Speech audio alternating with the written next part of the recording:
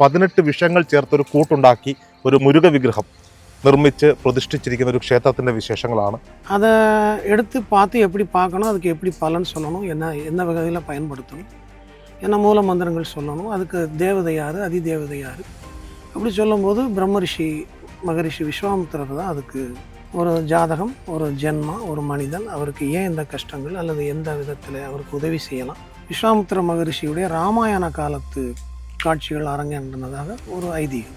அந்த ஸ்தலத்தில் அன்னதானம் ஆரம்பித்து ஒரு 60 ஆண்டுகள் ஆகிடுச்சு. அப்போ இந்த சேத்திரத்தில் முதல்ல காவல் தெய்வமாக கருமாரி இவங்கள பிரதிஷ்டை பண்ணியிருக்கோம். இந்த புற்று வந்து அந்த 25 வருஷத்துக்கு முன்னாடி ஆமாம் க்ளீன் பண்ணும்போதே இருந்தது. அப்புறம் சில அடையாளங்கள் சொன்னாங்க, அப்படி வைக்கப்பட்டது தான் இந்த விக்கிரகம். அவங்க சொன்ன நாளில் சொன்ன நேரத்தில் சொன்ன இடத்துல சொன்ன ஸ்தபதிக்கிட்ட போய் கேட்டு வாங்கணும். இதுக்கு 2 பக்கமும் நாய் வாகனம் இருக்கும். വിശ്വാമിത്ര മഹർഷി പറഞ്ഞതാണ് 18 പാഷാണങ്ങൾ ചേർത്ത് ഒരു ശിലയുണ്ടാക്കി മറ്റൊരു മുരുക വിഗ്രഹം നിർമ്മിക്കാം. അബാക് മീഡിയയുടെ പ്രേക്ഷകർക്ക് ഇന്നൊരു ക്ഷേത്രത്തിന്റെ വിശേഷങ്ങളാണ് പകർന്നു നൽകാൻ പോകുന്നത്. നമ്മളുള്ളത് തമിഴ്നാട്ടിലാണ്. തമിഴ്നാട് ശ്രീവല്ലിപുത്തൂരാണ്. നമുക്കറിയാം പളനിമലയിലെ മുരുക വിഗ്രഹം അത് നവപാഷാണങ്ങളാൽ നിർമ്മിതമാണ്. എന്നാൽ 18 പാഷാണങ്ങൾ ചേർത്ത്, അതായത് 18 വിഷങ്ങൾ ചേർത്ത് ഒരു കൂട്ടുണ്ടാക്കി ഒരു മുരുക വിഗ്രഹം നിർമ്മിച്ച് പ്രതിഷ്ഠിച്ചിരിക്കുന്ന ഒരു ക്ഷേത്രത്തിൻ്റെ വിശേഷങ്ങളാണ്. നമുക്ക് അതിലേക്ക് പോകാം. ഇത് അദ്ദേഹമാണ് അഡ്വക്കേറ്റ് மகேஸ்வரன் சுவாமி. நமஸ்காரம். நான் பிறந்து வளர்ந்தது எல்லாமே ஸ்ரீவில்லிபுத்தூர் தான். நான் ஒரு 45 ஆண்டுகளாக வழக்கறிஞராக இருக்கிறேன். என்னுடைய முன்னோர்கள், என்னுடைய தகப்பனார், அதுக்கு முன்னே என்னுடைய கிராண்ட் ஃபாதர், தாத்தா, அவங்க எல்லாரும் ஆன்மீகத்தில் கொஞ்சம் தொடர்பு உள்ளவங்க. கிராண்ட் ஃபாதர் கேரளாவில் வடகரையில் சிவானந்த ஆசிரமத்தில் கொஞ்சம் காலமாக அவருடைய அந்த சிவானந்த மகரிஷியுடைய டிசைபிளாக ஒரு சீடராக இருந்தாங்க. பின்பு அவங்க வெளியேறி இமயமலை பக்கம் போகும்போது சில சாதுக்கள், சில முனிவர்கள் அவங்களுக்கு அறிமுகமாகி ஒரு ஏட்டுச்சுவடிகள், ஒரு 20-25 கட்டு ஒரு இருக்கிற ஒரு பாக்ஸ் அதை கிராண்ட் ஃபாதர்கிட்ட, தாத்தாட்ட கொடுத்து, அதை நீ இந்த மாதிரி என்னென்ன மந்திரங்கள் சொல்லி இப்படியெல்லாம் பூஜை பண்ணி அந்த காரியங்கள்லாம் செய்து வரும்போது உனக்கு சித்தியாகும். உன்னை தேடி வரக்கூடிய நண்பர்களுக்கு அந்த பாக்ஸுக்குள்ளே என்ன இருந்தது? ஓலைச்சுவடிகள்.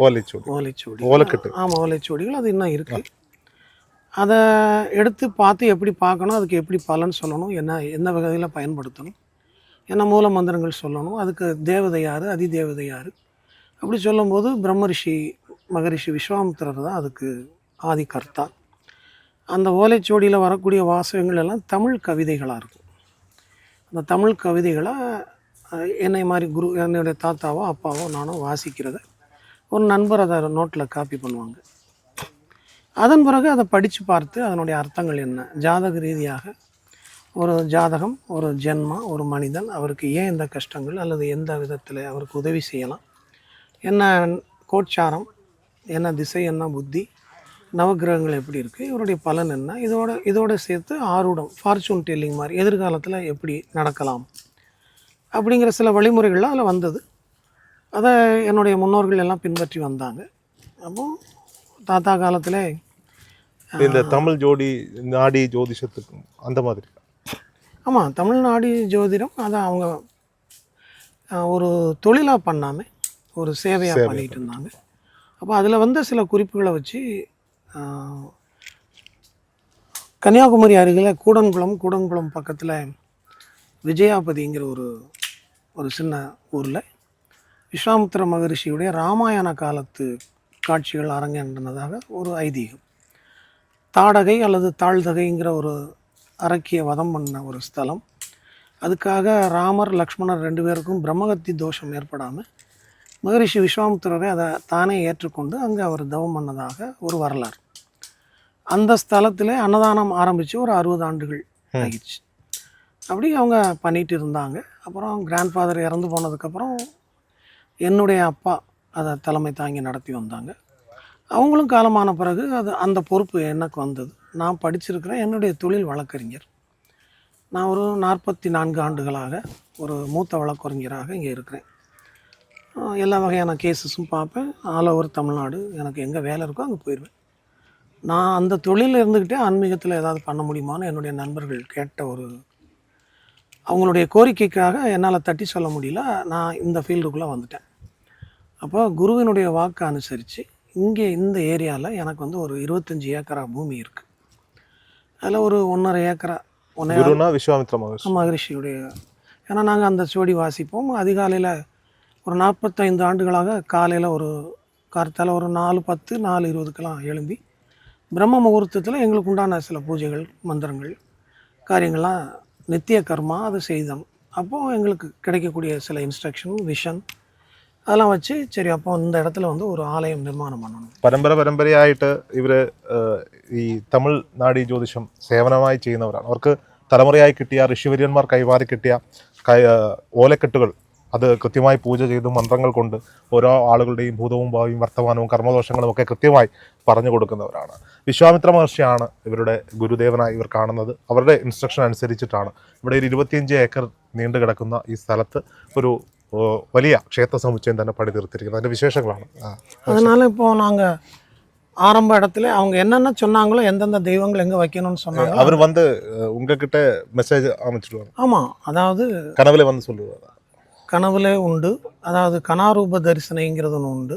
நாங்கள் வழிபாடு பண்ணும்போது ஜோதி ரூபமாக தீபத்தில் நாங்கள் சில மந்திரங்கள் சொல்லும்போது அங்கேருந்து அவங்க பேசுகிறது கேட்கும். വിശ്വാമിത്ര മഹർഷി സ്വപ്നത്തിലും അതുപോലെ തന്നെ അല്ലാതെയൊക്കെ മെസ്സേജായിട്ട് പറയുന്ന അനുസരിച്ചിട്ടാണ് നിർമ്മിച്ചിരിക്കുന്നത്. அது இல்லாமல் வைத்தியமும் நாங்கள் 3 தலைமுறையாக பண்ணுறோம். ஓ, வைத்தியம் നോക്കും. வைத்தியத்தில் வந்து ஒரு வரக்கூடிய நண்பர்களுடைய நாடி நடை, அந்த நடை என்ன பேசுது, அவங்களுக்கு என்ன தோஷங்கள், எப்படி மருந்துகள் கொடுக்கணும்.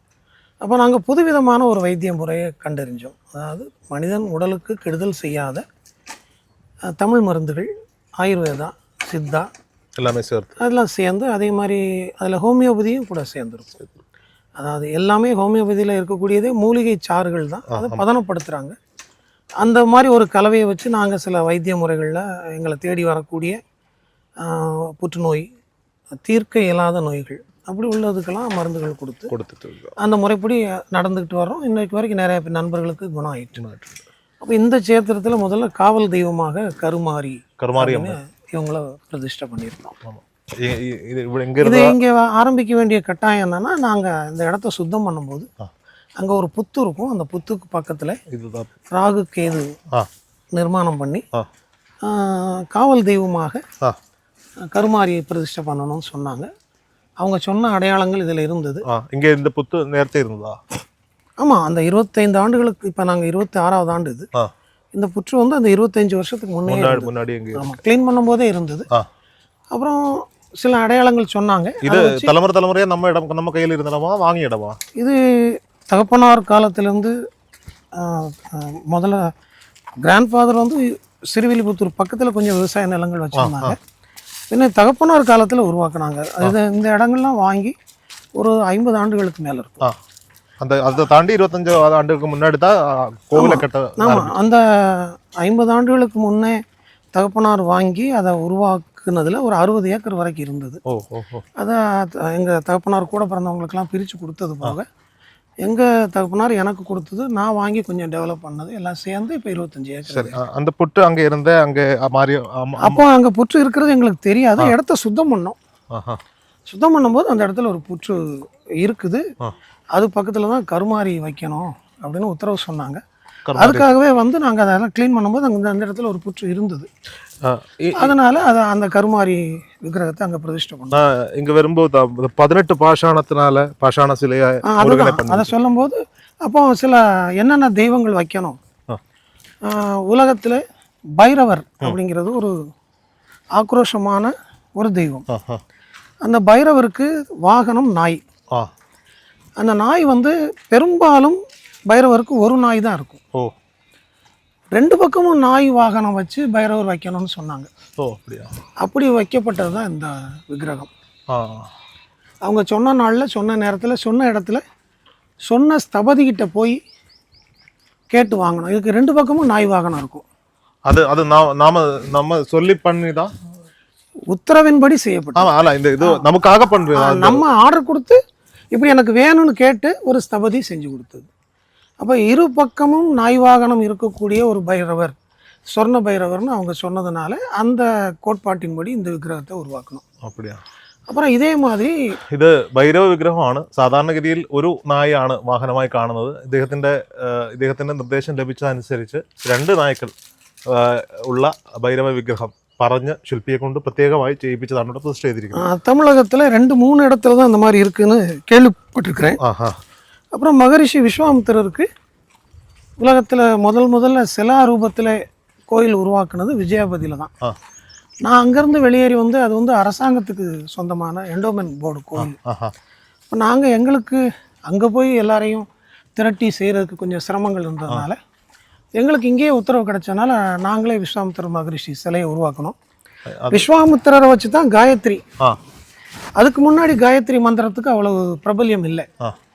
அப்போ அந்த காயத்ரியை வந்து மூல விக்கிரகமாக விஸ்வாமித்திரரை மேற்க பார்த்தும் காயத்ரியை கிழக்க பார்த்தும் 108 அடி இடைவெளியில் ஸ்தாபிதம் பண்ண சொன்னாங்க. அதே மாதிரி பிரதிஷ்டை பண்ணோம். அது மூலக்கோயில், மூலக்ஷேத்திரம். அப்படி வரும்போது கடந்த 11 ஆண்டுகளுக்கு முன்பாக இதே மாதிரி ஒரு சந்தர்ப்பத்தில் ஒரு உத்தரவு கிடச்சி போகர் 9 பாஷாணத்தில் பழனியில் ஒரு விக்கிரகம் செய்து கொடுத்தார். அது பழனி முருகன் ஆண்டி கோலம். அரச கோலத்தில் இன்னொரு 9 பாஷாணத்தை வச்சு கொடைக்கானல் மேலே பூம்பாறையில் ஒரு சிலையை ஸ்தாபிதம் பண்ணார். அது முருகனுடைய விக்கிரகம். இது பழனியில் இருக்கிறது ஆண்டி கோலம், பூம்பாறையில் இருக்கிறது அரச கோலம். அப்போ இது பற்றி தற்செயலாக ஒரு கனவு வந்து அதற்கான விளக்கம் தேடும்போது போகர் திரும்பவும் யாருமே செய்யாத 18 பாஷாணங்கள் கலவையை வச்சு ஒரு முருகன் உதயமாக போகிறார், அந்த வாய்ப்பு உனக்கு கொடுக்குறாங்க, நீ அதை பயன்படுத்திக்கோ, அதை நீ செய்யணும்னு சொல்லி உத்தரவு கொடுத்தாங்க. അന്നിപ്പോൾ ഞാൻ പറഞ്ഞോട്ടെ, ബോഗർ ഈ പളനിമലയിൽ 9 പാഷാണങ്ങൾ കൊണ്ട് ഒരു വിഗ്രഹം നിർമ്മിച്ചിട്ടുണ്ട്. അതുപോലെ തന്നെ പൂമ്പാറയിൽ, അതായത് കൊടൈക്കനാലിനടുത്ത് പൂമ്പാറയിൽ മറ്റൊരു മുരുക വിഗ്രഹമുണ്ട്. അതാണ് പാഷാണ ശില കൊണ്ട് നിർമ്മിതമായ 2 മുരുക വിഗ്രഹങ്ങൾ. ഇദ്ദേഹത്തിനോട് വിശ്വാമിത്ര മഹർഷി പറഞ്ഞതാണ് 18 പാഷാണങ്ങൾ ചേർത്ത് ഒരു ശിലയുണ്ടാക്കി മറ്റൊരു മുരുക വിഗ്രഹം നിർമ്മിക്കാൻ. അതാണ് ഇവിടെ പ്രതിഷ്ഠ. അതിൻ്റെ വിശേഷങ്ങളാണ് മഹേശ്വർജി പറഞ്ഞുകൊണ്ടിരിക്കുന്നത്.